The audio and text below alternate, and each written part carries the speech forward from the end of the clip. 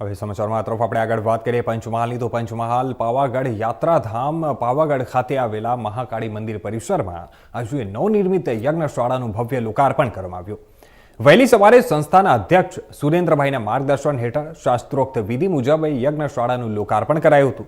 આ શુભ પ્રસંગે યાદગાર બનાવવા માટે મંદિર ટ્રસ્ટ દ્વારા સહસ્ત્ર ચંડી મહાયજ્ઞનું વિશેષ આયોજન કરવામાં આવ્યું હતું।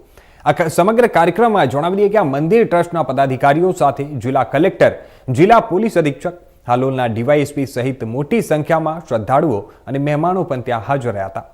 યજ્ઞશાળાના લોકાર્પણ બાદ 24 કલાક અવિરત ચાલતા અનુષ્ઠાનનો પણ સમાવેશ કરવામાં આવ્યો છે અને જેમાં કુલ 24 કરોડ નવરણ મંત્રની આહુતિ પણ આપવામાં આવશે। અત્રે ઉલ્લેખનીય છે કે આ નવનિર્મિત યજ્ઞશાળા મહાકાળી મંદિરની સામે જ નિર્માણ કરવામાં આવી છે અને જે ભવિષ્યમાં ધાર્મિક અને આધ્યાત્મિક પ્રવૃત્તિઓ માટે મહત્વનું કેન્દ્ર બનશે। જય માતાજી।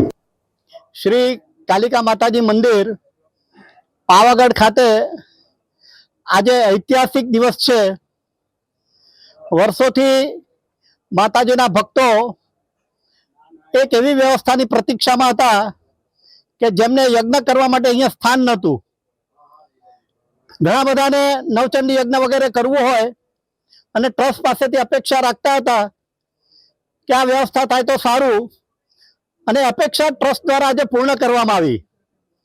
મંદિર પરિસર ઉપર એક ભવ્ય કહી શકાય તેવી યજ્ઞશાળા આજે નિર્માણ પામી અને તેનું આજે લોકાર્પણ થઈ રહ્યું છે। લોકાર્પણના દિવસે આજે મંદિર ટ્રસ્ટ દ્વારા સહસ્ત્ર ચંડી મહાયજ્ઞ વિશ્વ કલ્યાણની ભાવના સાથે યોજાઈ રહ્યો છે।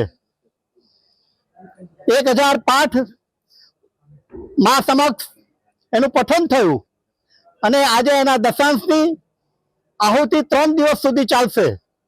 11મી તારીખે સાંજે એની પૂર્ણાહુતિ થશે।